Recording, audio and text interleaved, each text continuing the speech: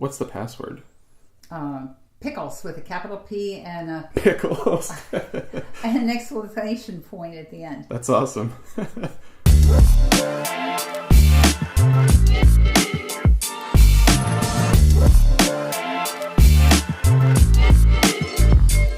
Top of the morning to you. Welcome to episode 2 of the Brain Podcast, the one and only official podcast of your noggin. Come at you live, but not really live, from San Juan Capistrano. The weather here today is, quite frankly, the weather here in Southern California has just now stopped being so gross lately, but Oh, are you spoiled?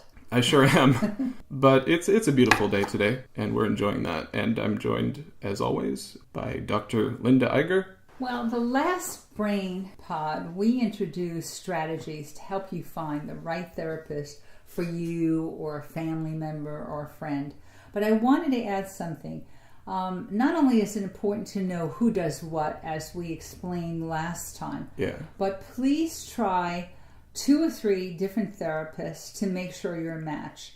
There's something called the sine qua non, and I know that's, okay, I'll spell it, SINEQUANON, of therapy. That means the essential factor for a good outcome is the relationship that develops between the patient and the therapist. Again, the single essential factor for a good outcome is the relationship that develops between the patient and therapist. Mm-hmm. That's why I stress so much that you have to find the right type of therapist and then the right therapist. This week, we're going to be talking about depression.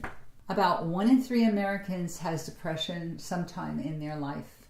It can be anything from mild to major depression. Mm-hmm. Depression is about loss. It is past-based. It's a loss of a spouse, loss of a parent, loss of a child, loss of a career, loss of a relationship, loss of health, major financial loss.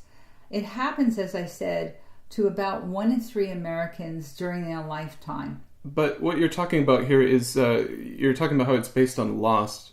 And the scenarios you're describing are pretty common. You know, not necessarily everyone loses their child, events. But Yeah, life events cause people to, I shouldn't say, the way people experience life events causes them to have depression. Okay.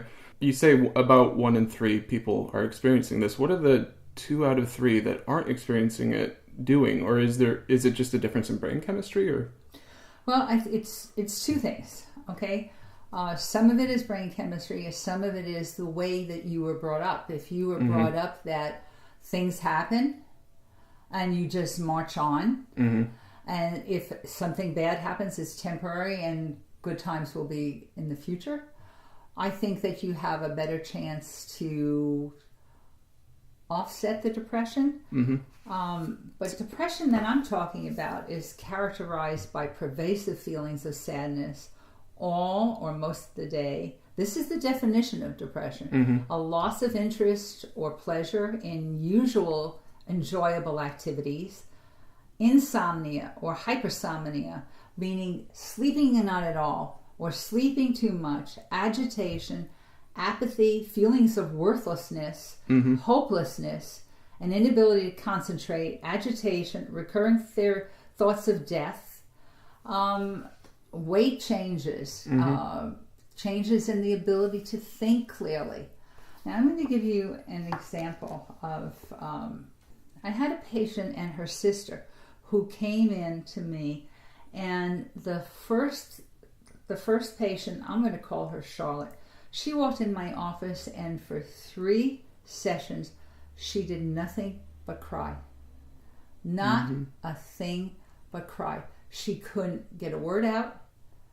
She couldn't, I would bring her in the office, sit her down, and she could not start talking to me. For 3 whole sessions. 3 whole sessions. On the 3rd session, on the end of the 3rd session, I said, I'm hoping that you will be able to let me know where all your pain is next time we meet.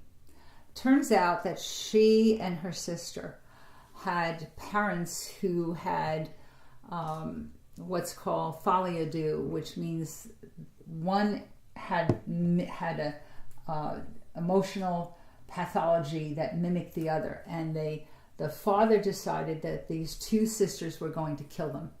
What? Yeah, you were talking about this is real. This happened. Yeah. This is patients of mine. Mm-hmm. And would not let them see them, harass them, convince the mother that this was the case.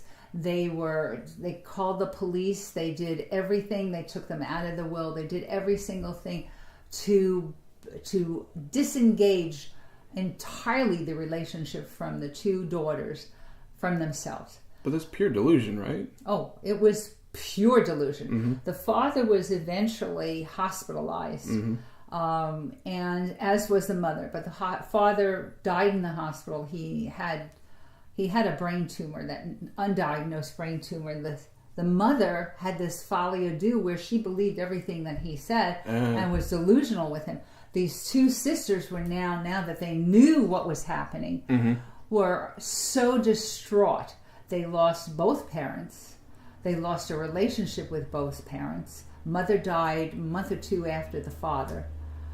Just maybe of a broken heart. Who knows? Yeah, I hear that's common. Yeah, and so these two sisters were so depressed. I mean, once we found out why, and once we started talking about it, which you have to understand, I'm a cognitive therapist, and cognitive therapy looks at your thought process. What were they telling themselves about this?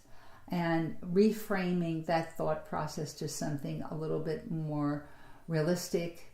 I mean, there wasn't a whole bunch they could do. The doctors had not diagnosed this in their father, and the mother was just going along with whatever the father did. This is not common. I mean, that's why you were laughing about it. It's not very common. But there are people who come into my office who the first time have very difficult time starting to talk about what is really upsetting them, causing them emotional distress. There's different types of therapy to work with people who are depressed. The most common one for psychiatrists to use is supportive therapy. Supportive therapy and medication. And supportive therapy goes like this. And what else is happening? And am I really talking, or am I just keeping you going? I had a patient who came in who said, I had 4 years of this inside therapy with my psychiatrist, and I told him I was fed up, and he referred me to you. And in 6 months, we got further along than I had been in that whole 4 years. Because insight is wonderful, but it's what you do with it. How does that translate to change in your life? Yeah. Okay. So the type of therapy which is now the most respected and the most well thought out therapy is called cognitive therapy, or CBT, cognitive behavioral therapy. You change the thought and then you change the feeling. So it's all about disputing irrational thoughts. All about, and it was developed. Let me tell you how it was developed. Aaron Beck was a psychiatrist at the University of Pennsylvania, and a traditional psychiatrist. And what he found was his patients who had depression, he would treat with supportive therapy, and a year later, they would be depressed again. Yeah, I'm actually looking that up right now, and I see a picture of him. He's still alive. He's 97. I had some training with him. He's an amazingly brilliant man. He's fond of bow ties too, I can tell. Very fond of bow ties. And it doesn't matter the color. Yeah. Anyway, the reason that cognitive therapy is so well thought of now is because when Aaron Beck founded this cognitive therapy, he was very interested in finding out how efficacious or effective it is. So at the end of, I don't remember exactly the year the study was done, but there was a study done with 600 patients. Of these 600 patients, 150 of them received just supportive therapy. 150, and the supportive therapy kind of went like, are you okay? How are you feeling? And then 150 got supportive therapy and medication. 150 got cognitive therapy alone, and 150 got cognitive therapy and medication. Okay? And this was looking at them a year after they had successfully completed therapy for depression, specifically. So the outcome for the people on supportive therapy with or without medication, the outcome was very poor. They had maybe a 93% recidivism rate. Okay. I mean, I wouldn't pay for that. Well, no, yeah, that's... Okay, that's just my own thought. I wouldn't pay for that. Cognitive therapy with or without medication wasn't much difference, had about a 6 to 7% recidivism rate. It was effective. It changed how people thought about depression and things that were depressing them. So it was reframing their thought process. Yeah, and one of the things that I just saw on here when I was looking Aaron Beck up is that he has a concept of cognitive triad. Yeah. So the cognitive triad is... negative views about the world, about the future, and about oneself. Okay. So the first thing you tell yourself is, this is depression. This is the triad. This is the helping triad. This is depression. I've been here before. I know it's temporary. It will be better soon. So there's the part. So the first thing is recognizing what it is. I know what it is. I've been here before. I know it's temporary. So these are the real triad. And I know I'll be better soon. That's what keeps people from feeling worse at the beginning of therapy. Because obviously at the beginning of therapy, you're going to be finding out everything that's wrong before you're putting in coping skills. And that's one of the essential parts of cognitive therapy, is that you're changing thought process and giving the person, instead of defensive mechanisms, coping skills to cope with the situation. But a question I would have about that is just, and this is a really difficult one to answer, but how do you actually do that and feel like it's true? Because I know for a lot of people with depression, you can say to yourself, well, this is just temporary, and I'll make it through it. But it can be really hard to convince yourself of that. But you left out one. I'll be better soon. But when you say that to yourself in your head, how do you make yourself actually believe that? That's the difference between knowing that you need therapy and not having therapy. If you can't do it by yourself, for God's sakes, get on the phone and find a therapist who'll help you. Find a cognitive behavioral therapist that will help you with that. Yeah. I was at the U.S. Psychiatric Congress a couple of years ago. I was actually presenting some research that I had done. 2,800 of us in a room, psychiatrists and neuropsychologists and clinical psychologists. And the speaker asked for those who were cognitive behavioral therapists to raise their hand. Bam, up goes my hand. And he counts in this audience of 2,800, 5 of us. And he says, look around. These are the people, and get to know these people. These are the people who know how to do therapy. So there's a difference between giving medication, which will obviously relieve symptoms, but does not take away the underlying problem. Yeah. I mean, so your thought process, if you're having just medication, is, oh, I'm depressed again. I think I need medication. Well, how is that helpful? I mean, the medication will make you available for therapy. Yeah. That's what medication is supposed to do. It's supposed to make you available for therapy. But then in therapy, clearly you should be able to wean off medication, and you should be able to, with a cognitive therapist, dispute the irrational thoughts and go forward with your life. Let me give you an example. And this is a hypothetical. Sure. But I always use it in my office.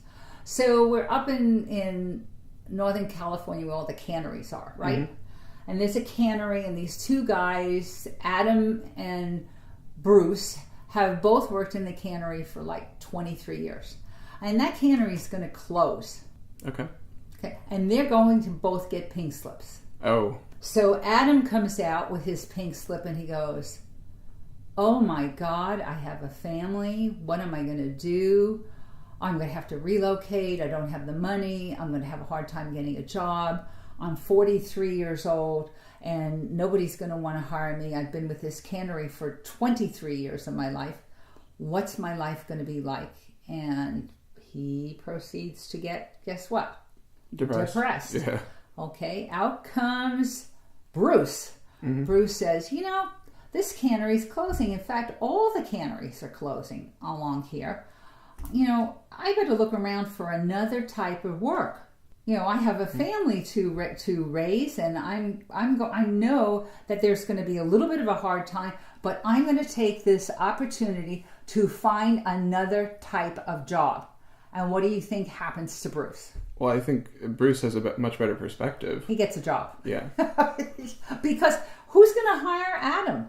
Yeah. Why would you hire him if he's so upset and depressed and miserable? And I just think we have to have some idea that the Adams of the world are the ones that you want. Okay. So let me give you another example. Sure. Okay. And this is just mild, but this is how depression starts, how people get when they're young, how what we call the prodromal stage. Well, I think people would be interested in hearing about mild depression as well, because I think a lot of people suffer from that. So these kids are in assembly, and they're going to get an awards. Okay, so this one kid goes up, young person. I know what the PC word is right now, but goes up to get his award, and he trips on the way up. And his face turns red and he starts to cry and he's all upset and and everybody starts laughing. Okay. The second child, maybe next assembly, let's give it a little bit of time in between so that people don't remember, different people in the audience. He goes up to get his award and he trips and he does a pratfall and he goes, da-da! Yeah. And he's laughing with everybody else. Because human nature is such that we make errors and we do silly things and we do funny things. We have to be able to laugh at ourselves when it's appropriate. Yeah, if you can't laugh at yourself. And he goes up and gets his award and everybody's like laughing and clapping for him and he leaves. Yeah. So that's the difference. So you think it's commonly just a perspective issue? It's beyond a perspective. Okay. It's a worldview. It's how you see yourself in the world. If you see yourself as making your way through the world, you are less prone to depression. If you see yourself as having all these obstacles and everything is negative around you, you're more prone to depression. Yeah, in terms of thoughts about the future, I think it's tough right now because there's a lot of negative news out and we worry about the future. Is it news or you're talking about commentators? Well, both, yeah. Yeah. Okay. And that's what I was about to say. So there's this concept of something called the low information diet, where someone consciously to just remove that kind of stimulus from their life.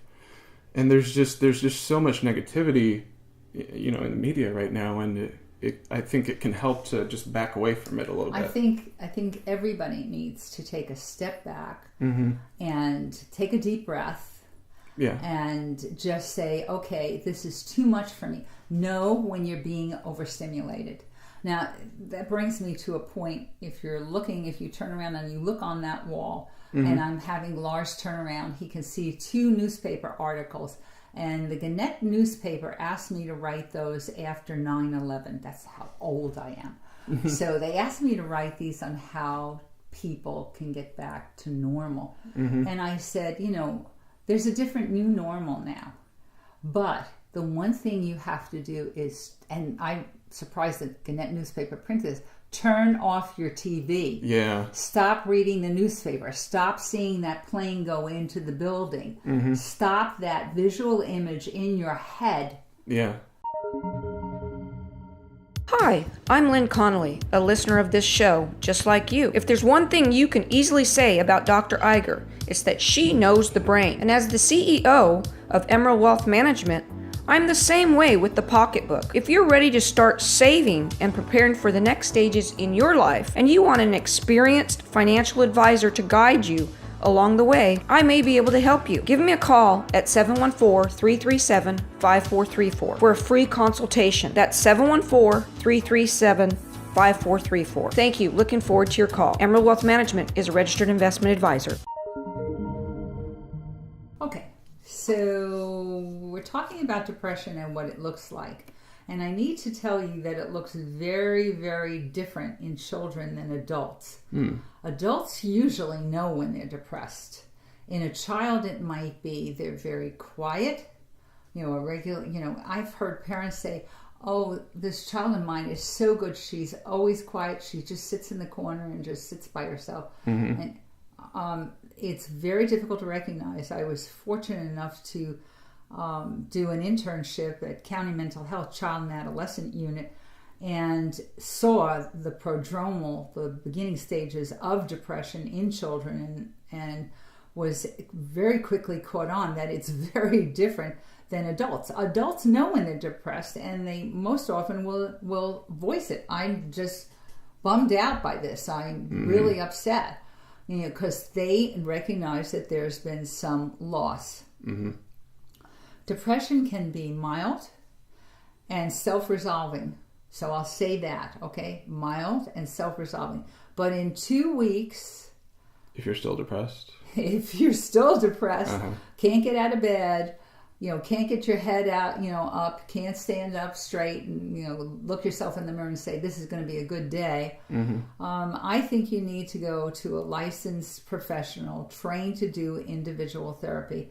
And if this depression is, as we described, we're describing something called major depression. You need either a psychologist or a psychiatrist. I would not go to somebody who's trained in relationships, like an MFC, a marriage and family counselor, or an LCSW, licensed clinical social worker, for something that isn't a relationship, something that's inside you. There are two kinds of depression. One is reactive, something outside. You've lost a job, somebody's died in your family, something has happened. But then there's the kind that's inside. This is a chemical thing. This happens. This is where you asked me about it. Kind of hinted at it before. This probably requires not only a psychologist, but a psychologist who's either working with your family practice doctor or with a psychiatrist. You're probably going to need meds for this. This is a longer term thing because this is a chemical, not a learned behavior. Depression is learned. The external depression is a learned behavior. We got to unlearn it, put new thoughts in, and learn something healthier. But if it's clinical, it's different. No, not clinical. If it's chemical, okay, not clinical. All right. Clinical just describes that it isn't experimental. Okay. This is a difference. Experimental depression. Yeah. All right. No, if it's internal to you, and it's people will notice this, and some babies are lethargic, they're sad, they grow up and they're a little bit worse. This is not that common, but it is something that we are aware of, and this requires long-term care with a psychiatrist or a psychologist and a psychiatrist, or a psychologist and your family practice, and usually requires medication. The chemistry is not about learning. You can learn to offset and retrain to more positive thoughts. But if the underlying chemistry is wrong, we've got to get some chemical help for it. Yeah. We actually had a question about that, and I'd like to go over that with you. Chesley from Denver, North Carolina asks, how can I combat the lethargy and the inertia? We're talking, what she is talking about, what is her name, please? Oh, it's a he. His name is Chesley. Chesley, this is not mild depression that you're talking about. If you have inertia, you are at the end stage of depression, not the beginning. Inertia means you don't even want to get out of bed. You don't want to do anything. Yeah. This is where the body and the mind are starting to lock down. Mm-hmm. And I would encourage him to get to somebody today. Mm-hmm. Call county mental health, call whatever you need to call, to get yourself an appointment to get some help. Mm-hmm. Because inertia is a really bad symptom. When somebody comes in here and to my office and says, I was I had to have my mother, father, sister, brother bring me in because I've been in bed for 2 weeks with this depression. I know that person their body's slowing down. Mm-hmm. When you're inert, your body slows down and everything slows down. The body's chemistry, the brain's chemistry, it slows down, and it's a dangerous thing. What about just the lethargy? Lethargy is, kind of like a symptom of major depression. Mm-hmm. I mean, you just feel like, I don't care anymore. Yeah, or just tired or just exhausted by life mentally. Remember that I said to you that one of the things about major depression is either hypersomnia mm-hmm. or hypoinsomnia, meaning you sleep too much or you sleep too little. Yeah. Well, this lethargy is part of that. You just don't have the energy to do anything. Mm-hmm. You're sleeping most of the time. Mm-hmm. Oh, just a quick question. What's your recommendation for approximately how long you should sleep every night? You probably have a good idea of... Well, the average person needs about 8 hours sleep. Okay. Children need longer. Mm-hmm. Excuse me. And as we age, we need somewhat shorter. But it's kind of ironic because if you go into some place where they have a lot of seniors, you'll see that they do spend a lot of time sleeping. But that's just simply because they don't have the energy that they had before. Mm-hmm. One of the things that I recommend that people do that they can help themselves with, self-help for when you see yourself, God, I'm just really getting into a rut here. Mm-hmm. Start thinking about the best things in your life. Start thinking about a moment when you were happy or delighted, or just delighted by something. Mm-hmm. Or something made you smile. Yeah. Or something just made you giggle or laugh. And start filling yourself full of those things mm-hmm. until you can get help. Just keep filling them. Write them down. Write down 50 things I really like. Mm-hmm. You don't have to like them now, but I want to... Yeah. But you can like them. And, then start thinking about them. Mm-hmm. I like May in London. I was there once and all the trees were blossoming and the blossoms were falling down and there was about 2 inches of blossoms on the street. Mm-hmm. It was like something out of a fairyland. This is something I actually heard from a friend once. I don't know, this is just something that's worked for me in the past when I've been feeling down, is she just told me, what makes you happy? And then go do it. I remember... That it was very simple, but it made a lot of sense to me. Okay, that is one of the strategies of cognitive therapy. Mm-hmm. And in fact, we do other ones. Like if you had 24 hours to live, mm-hmm. what would you be doing? Yeah. And why aren't you doing it now? Mm-hmm. Yeah, that's a great way to kind of think about that. I absolutely love learning about the brain. And you know what's attached to your brain? Your hair. If you're looking for a new, fun, summer look, come see me, Alexis, down at Sweeter Than Honey Salon in Costa Mesa. I do extensions, wigs, weaves, and all that fun stuff. You can text or call 714-837-0302. Give me a ring.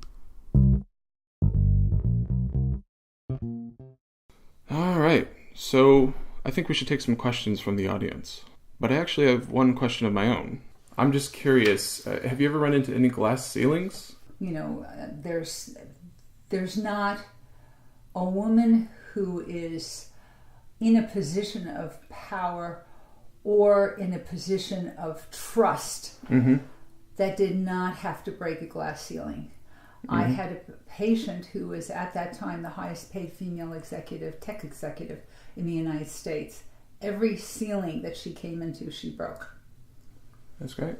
So, and when she became CEO of her company, she drove up to the office and made me look out the window of the hospital at her brand new absolutely gorgeous car. Yeah. Which one was it? She got us, I think, a 660 or an AMG, just a gorgeous little Mercedes that she always had her heart set on, that if I ever do this, I'm going to go get that. So she did. Yeah, I bet she was proud of that. Yeah, but she had a hard time. I mean, she had a hard time with the board of her company. There were some people who didn't like the idea that there was a woman in charge. There were some people who wondered whether the stock would go down if there was a woman in charge. There were people who wondered whether she would get along with X, Y, and Z in X, Y, and Z company, because this was an international company. In countries where women are not treated very well. She did just fine, thank you. Yeah, it's weird because, like, as a millennial, that seems so foreign to me, but it seems like back in the day that was so common, and it's always interesting, but it's kind of sad to hear stuff like that. Well, it was the norm, and don't forget that we came from an era in the 50s where women were pretty much homebound. Yeah. Because when they were in the 40s, when there was the war, when the war was over, the women who were working, their jobs were given rightfully back to the guys who had left that job to go off to war. Well, this left the women unemployed and skilled. So what happens then? So then you have the evolution of the women's movement to be able to go out of the house and to be able to get a job if they wanted, and to have a career if they wanted, and to have everything. I mean, there's biologically, there's not a mandate that if you have a child, you can't be a musician, you can't be a this or that. I had 4 children when I returned to school. See, I like it when we just talk, because people want to hear. They want to hear your questions because they don't know your level of sophistication with the topic or your level of naivety. So just assume that they're intelligent like you, but they're not necessarily knowledgeable about what we're talking about. So it's very important to me that you say, "Excuse me, Dr. Iger, I have a question I just thought of." And I might say to you, "Can you hold that for a second?" Or I might say, "Just go right ahead, bounce it in." There was a comparison I made yesterday with one of my cousins, actually, where I'm kind of, you're the Sherlock and I'm the Watson. Yes. Yeah. So that's kind of what's going on with that. I mean, when I went on to the second doctorate, I got to tell you, the support level was my mom, and she said, "You go for it." And everybody else said, "Are you kidding me?" My kids, my children, really shows the difference in the generations. My oldest son used to put up a little Post-it on the door when he knew I was going out to take an exam or a final. And on the way in, I would read it when I returned. And it invariably said, "Bet you aced the exam, Mom." Well, that's great, though. But that was the level of support I received from from my children. And they are this millennial generation. Yeah. They are the younger generation. There is an expectation that a woman could have a career. I'm the kind of like gap generation between my mother, who no way that she was going to have a career, right? She was supposed to stay at home. She was supposed to be a homebody. And then me, who was the first time I had no model for this. Remember, human learning comes from modeling. Yeah. There is no model for this. Went ahead and turned around and had a career that was much bigger, much more powerful, much more involved than I ever possibly dreamed. I think my children are proud of it. I don't think they feel that it neglected them in any way, except my youngest son thought that I should be able to drive him to school every day. He was a little spoiled. Oh, okay. Yeah. But no, I mean, that's not really...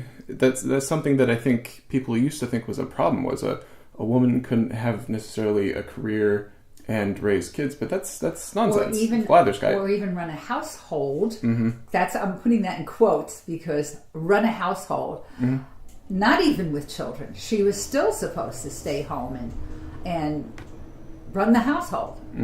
I mean, there was no model since I shouldn't say that. The only model that they had was women who were very poor, women who were widowed and left without money, women who were divorced. That was not common, but separated and left without money. These women struggled to find things, and usually the types of things they found were the lowest level of jobs, and certainly not career paths. Yeah, so that's kind of, but the tides are turning on that. Then my generation came through and we made a new model. And I kind of think I'm pretty proud of my generation because we did make this new model that enables women now to come through and say, I want it all. I want a career, I want a husband and children, and I want every part of it. And that seems completely natural to me, but it's just interesting how that's changed over time. Yeah, and I think that eventually it'll be a meld.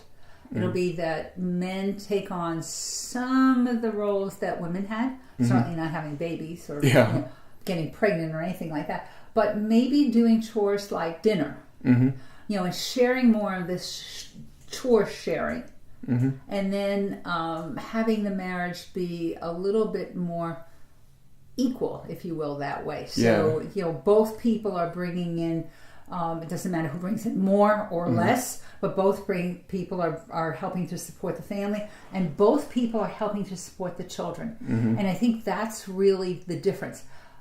Dads in the 50s and certainly the 40s, but even the beginning of the 60s, were peripheral parents. They were not the primary parent. If there was a divorce, the chances of a man getting the child were slim. He'd have to prove his wife was a nightmare.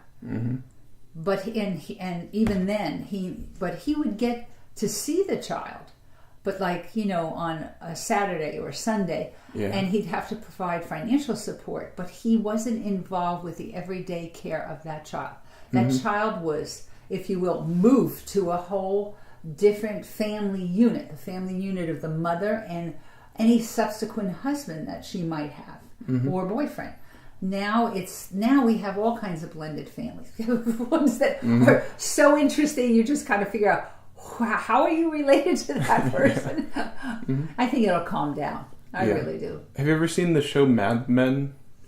No. Okay, it's a show about an advertising agency in the 60s, and it was interesting because one of the main plot lines in that show, it's like exactly what you just said, where there's the peripheral father, and then he divorces his wife at some point, and then he doesn't really get to see them very often, and I think that's definitely changed since then. Both parents are definitely fighting for custody of the joint kids. Custody now, and they're making arrangements that are different in the sense that a man and a woman might say, I won't move from my career because my children are here. Yeah. And I want to have at least half custody with them. And there's arrangements where I've helped with families that are unfortunately broken apart, and was breaking apart at the time, and trying to negotiate how both parents stay involved with the children's life. Because actually, it really does take a mother and a father to raise a child, just simply because the mother is modeling a wife, a woman, and a mother. And the father is modeling a father, a man, and a husband, whether or not he's a husband or an ex-husband or a boyfriend. He's modeling some relationship with a woman, which is one of the things that I tell parents. Be really careful what you do. Your children are watching. My mom and I were actually talking last night about the concept of victimless crimes, and we just got into this idea of... it's not necessarily, you don't necessarily directly harm someone, but there are indirect consequences to that kind of stuff. Of course. Yeah, and it's like how you portray your life and your relationship, your marriage, towards your kids probably has very long-lasting effects. So I'll ask you a question, Lars. Sure. Do you think a husband and wife in front of their young children, let's say preschoolers and maybe at primary school, should be affectionate with each other in front of the children? Now, I'm not talking about sex. I'm talking about the difference between sex and affection. Affection is something you can give to somebody of either gender and doesn't have anything to do with age and has not much to do or anything with sex. Well, it would be kind of depressing if you didn't. I mean, you'd be surprised how many young couples now. There's no contact, physical contact. No contact at all? Very little. Oh, okay. Very little. And I mean, yes, I do see families in trouble. So, by that point, a lot of the affection and the goodwill, what we call it, it's kind of like a reservoir. Think of it like this way. There's a reservoir, and that reservoir has the water behind it and has all the goodwill in it that's built up for the first few years of that relationship. And the reservoir over the years can keep going down. It depends whether or not these people put effort and love and goodwill. And the goodwill is very important, because if you assume the other person is doing something malevolent, bad, and that is going to betray you, you are not going to be able to have a marriage. Yeah, I remember hearing about that, about how you have to assume good faith on the part of the other person, because otherwise it's just doomed. But think about it. The question that I asked you about affection, and you answered very quickly that yes, you think that parents should be affectionate. You're absolutely right, because you're modeling. You are, as an adult, modeling for your children the way husband and wife should be. And if you model that they should be unaffectionate, not hold hands, not touch each other at all, not kiss each other on the cheek, the same types of things that you would do with your children, but doing it between two adults, then what are they getting? Are they getting the idea that only the children are important enough to be affectionate with? Yeah. And that's when you start getting the problems with entitlement. Yeah, and I'm more important than daddy. I'm more important than mommy, because I get kissed, I get hugged. He or she does not. I imagine that probably translates into their future relationships as well. Well, the parents, that relationship's heading in a southerly direction. Yeah. And the children don't have a model. That's why when we keep talking about this modeling and how important this is, this is 90% of human learning. You, as we said last time, you didn't learn to drive a car from a book. You didn't learn to ride a bicycle. You didn't learn to use a fork. You didn't learn all these important things. You learned them from modeling, watching somebody else do it, and then you did it.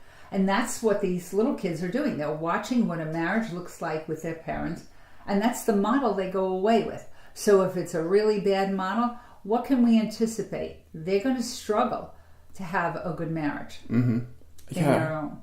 Yeah, I've heard that translates in terms of also when kids are a product of divorce. Sometimes that model of how a relationship goes, where you fall in love, you get married, and then it just kind of doesn't work out. That you say adios. Yeah, that not having the structure of we need to make this work means that they're able to just discard relationships. Okay, so I'm going to tell you something. Back a long time ago, I was teaching normal psychology, which is called mental hygiene, and I was also teaching abnormal psychology at a college. And in the mental hygiene one, they asked me specifically about what I thought about relationships, where they're going. And this man named Toffler wrote this book, Toffler, called Future Shock. Future Shock. And you could probably still get it on Amazon. And what he said is, we are not going to have monogamy the way we know it. And he wrote this in the 70s. He said, what we're going to have is serial monogamy. And people went, oh my God, is he kidding? And what he was saying is that people will marry when they're young to have children. They'll marry again. They'll discard that relationship and get into another one, probably with somebody from their professional life. If they live long enough, they're going to have somebody for companionship. So he said that the average person will have 3.5 marriages by the year 2000, and you know what? He kind of had it a little ahead of time, but I would guess just about now That's kind of more common than we would assume. Oh, because yeah. if people are divorcing in their 20s or 30s, and then remarrying and then divorcing again in their 40s and 50s, do you think if they live long enough, they're not going to want companionship for that third or fourth final relationship? Yeah. I had a lovely lady as a patient. She was just adorable. 5 marriages. And this was 5 marriages 15 years ago, which was unheard of. 5 marriages. All of them got one guy died, I believe, and the rest of them were all divorces. She was the most charming person, but the guys didn't believe in long-term relationships. Clearly, yeah. And I don't know how she picked them, but her picking was not very good. Yeah, after 5, you kind of wonder, like, what am I doing wrong? Well, yeah. And, also that brings up something interesting. When people come to my office and they'll say to me, I don't understand this. I can't stand my husband. Oh, is this your first husband? No, it's my second husband. Well, what's he like? Well, he's like my first husband. Okay. Who is your first husband like? Well, he's very much like my dad. Well, who do you think this woman is in a relationship with? She's not in a relationship with the guy that she's married to or the guy she was married to. She's trying to redo her relationship with her father. Fascinating. Through these other people. Yeah, but that makes sense, yeah. And it has very little chance to succeed. By the way, Future Shock was released in 1970. It's by Alvin Toffler. Yes! And, I got it right. Yeah. Basically, the term future shock is defined in the book as a certain psychological state of individuals and entire societies. And it's basically just too much change in too short a period of time. Okay, let me talk about that. We went through the 1900s with very little change. We went through the end of the 1900s with a lot of change, but it was accelerating. I remember this very same woman who was the highest paid female executive. She said, I used to have 2 years to recoup my R&D, research and development. Yeah. She said, and then I had 18 months. She said, now I'm lucky if I have 6 months. Now, how do you think a company's going to function and do well if they can't protect their R&D for even 6 months? And this brings up the whole issues. I don't want to bring up the political issues of this, but clearly industrial espionage is an issue. Yeah, and it's also kind of interesting because I've gone through a kind of future shock myself where I didn't used to have this, but right now I'm looking at my phone and basically I have a small credit card sized device in my pocket at all times where I can just look up anything at all. And it's well, just... Okay, so let's talk a little bit about that. Sure. When I was doing my first dissertation, I did it on one of those big square apples. And I can remember sitting there typing away, and I'm looking at it, and apparently it got a virus because as I'm typing, it is erasing and going through and gobbling up everything on my thing. So I said, what do I do? And I could hear this voice from in the house, and it says, turn off the computer. And so I immediately turned off the computer. We were able to save part of it. But I think what we're talking about is technology that has moved so fast. Yeah. And the difference being, and then we had a question like that. Oh, yeah, there was a question about that. Here it is. It's the question from Scott in Las Vegas. And he said, how has the rise of technology and the habits that come along with it, using social media, playing video games, tuning out in front of telly, affected the average person's psyche in contrast to the psyche of someone who grew up 50 years ago? Well, this is a really interesting question because 50 years ago and 75 years ago, we had quiet. Yeah. People could go outside and hear nothing. Yeah. Birds, maybe the trees, blowing in the wind, but nothing. And now we have so much ambient noise. There's a hum from almost every single electronic device. Yeah. You have never not stimulated. And that's what he's asking about.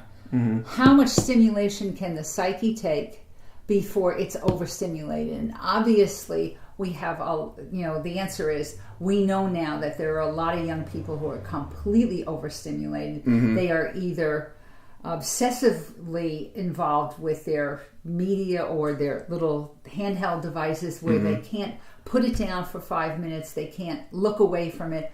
It's become their friend. It's become a substitute for relationships. It's become a substitute for going to the library. It's become a substitute for going outside and finding these things on your own. So if you were to look at the brain, and I don't suggest this, but if we were to look at the brain as somebody who grew up, let's say, born 50, 60 years ago, and now you would find that they feel very overloaded with the amount of stimulus. But I think they would tell you that when they were growing up, they liked the fact that you could turn the TV off, you could turn the radio off, you could turn off every appliance in the house, make sure they were all off, and it was quiet. There's just a huge amount of ambient noise that you cannot filter out. See, we in our ears, we don't have something that we can close them up and say no. Yeah. The same thing with your eyes. The thing that people get the most overstimulated is going into a mall where you have neon lights banging at you on and off and on and off, and a huge amount of noise.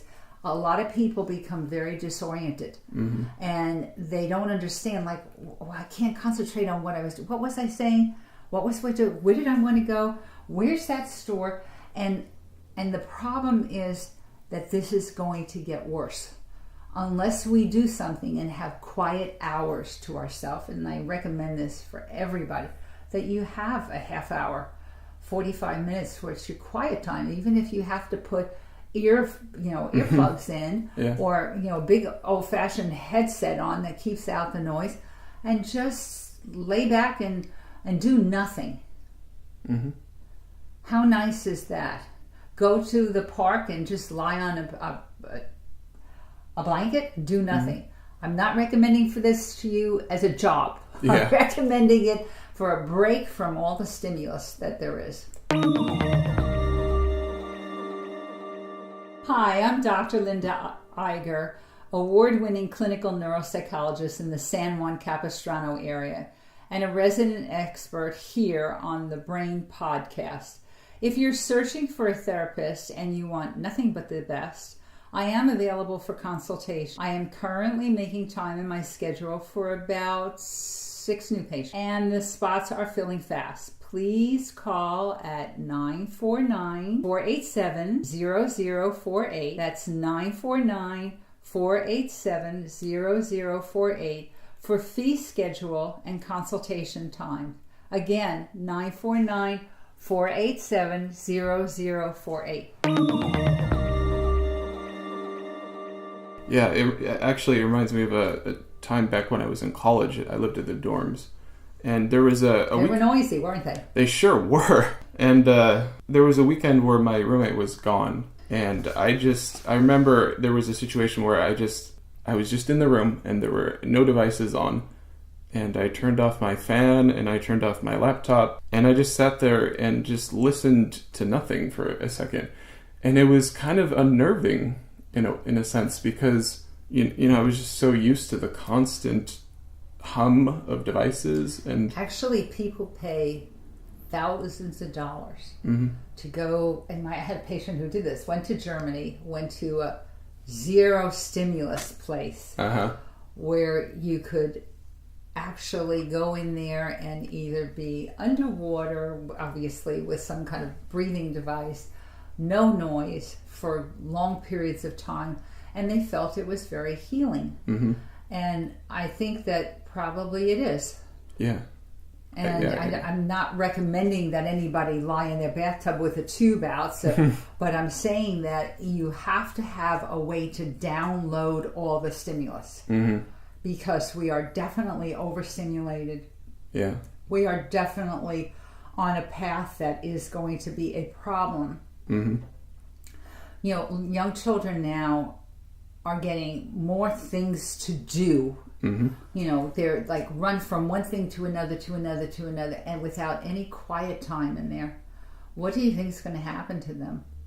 they're going to probably run into that problem where they just they need some sort of stimulation at all times.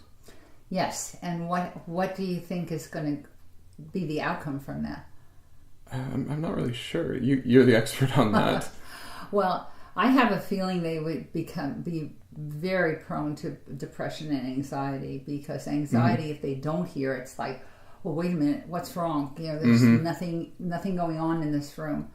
And depression, because I have a feeling that they don't know how to be alone.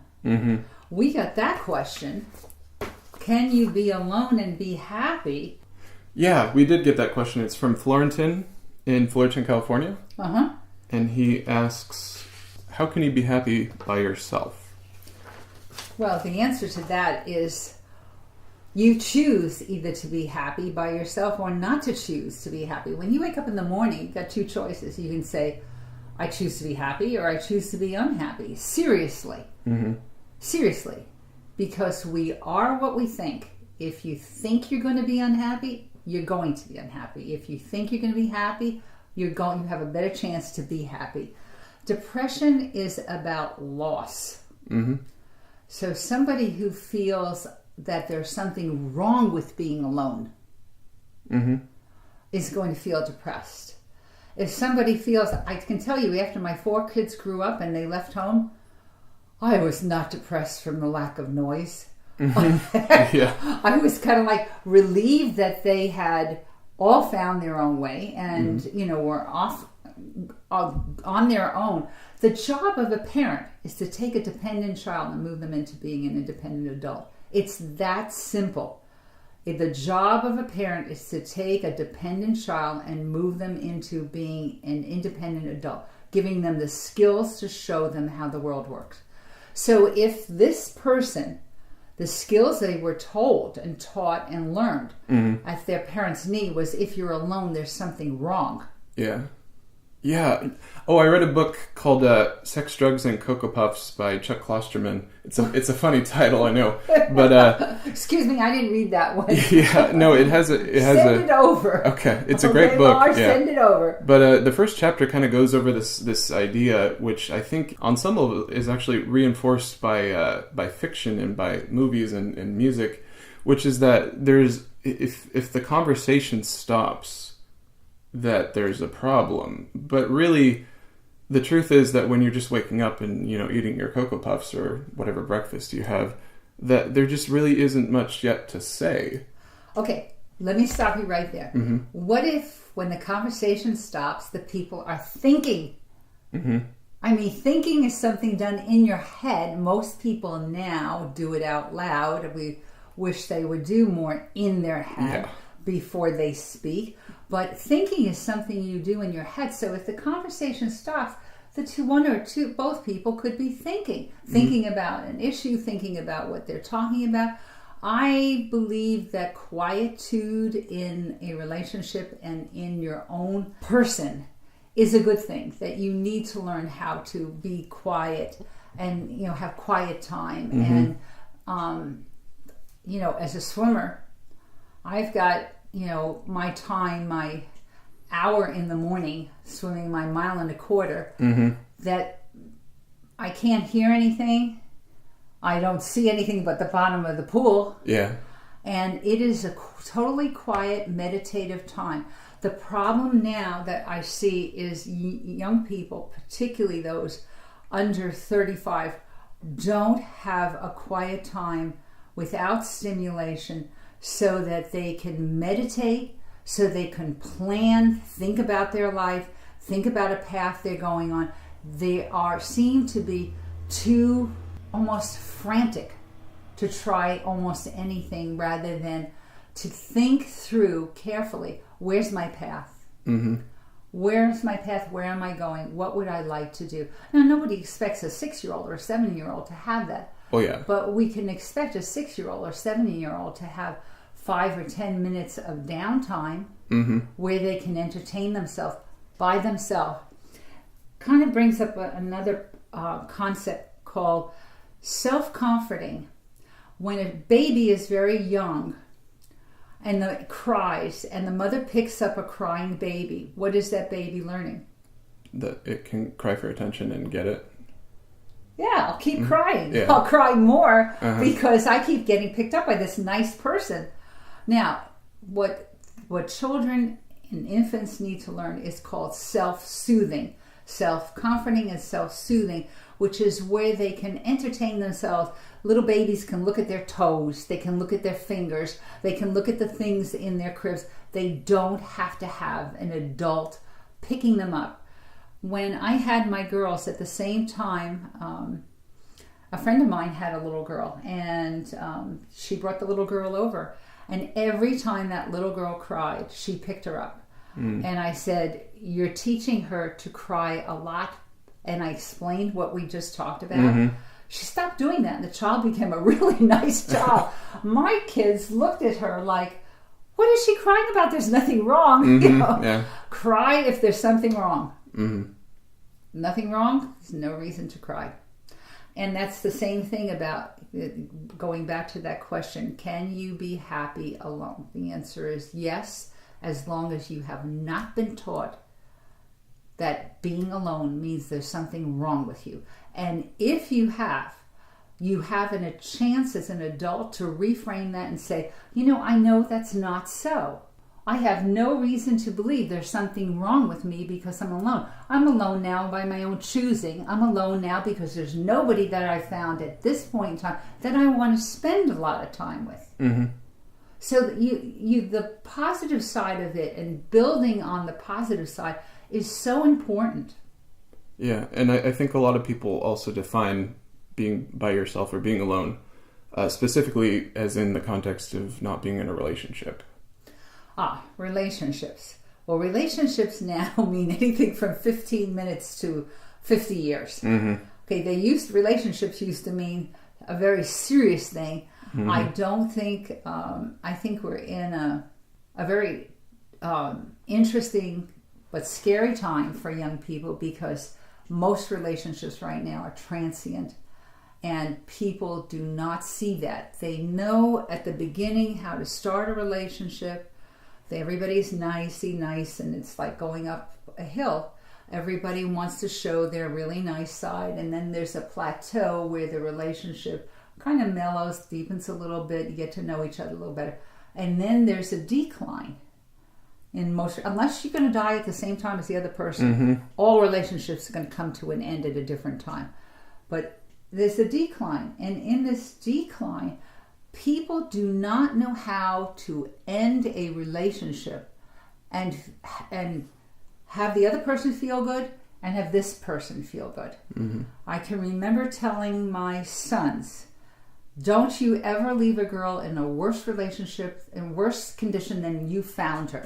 If anything, I want you to put her in a better situation and feeling better about herself than she ever did before, because the two of you aren't going to work out as a couple forever. Doesn't mean there's anything wrong with either one of you. Yeah, I think it's not a common feeling. I think a lot of people struggle with that. Because you're not right for each other doesn't mean that there's anything wrong with either one of you. There is the right person out there. There is the right person out there. You just have to be out there to find them. Well, that's pretty positive. That's a good way to think about it. I mean, if you're hiding in your house, unless you're looking for the mailman or the UPS guy to come to your house, you're probably limiting the amount of exposure you have to other people. But take a book, go down to coffee shop. I probably shouldn't mention Starbucks, but I'll give them go down to Starbucks. If you're listening to this, we want you as a sponsor. Yeah, pay us. Yeah. Go down to Starbucks and start reading a book and look around and say hi to somebody. At least one or two people. Yeah. As long as they're not wearing headphones and don't want to be talked to, but yeah. The ones who are wearing headphones and don't want to be talked to should be home. Yeah. Because they don't need to be taking up a seat in the Starbucks. So next week we will continue talking about depression. And then after that, some of our future podcasts are going to be on anxiety. These are the things that bring people to a psychologist or a psychiatrist. Depression, anxiety, and you'll know the difference between normal anxiety and abnormal anxiety. We're going to be talking about issues of aging. We'll be talking about women's issues in terms of the additional pressures of women, business and professional women, and stress management. How do you manage the stress in your life? Whether you're a woman or a man, how do you manage the stress in your life? Because life now is very different than the way it was 100 years ago, as we talked about before. There's a lot of stress out there. Mm-hmm. So this is Dr. Linda Iger saying goodbye to you, and I'm going to turn it over to Lars. And this is Lars signing off as well. If you have any feedback or want to submit a question for Q&A, you can send us an email at drlindaiger@gmail.com, or you can leave a voicemail or a text message to 775-468-3444. That's 775-468-3444. This podcast is copyright 2018, Dr. Linda Iger and Lars Householder. If you wish to use a clip from the show, or if you have another business inquiry, please email us at the aforementioned address.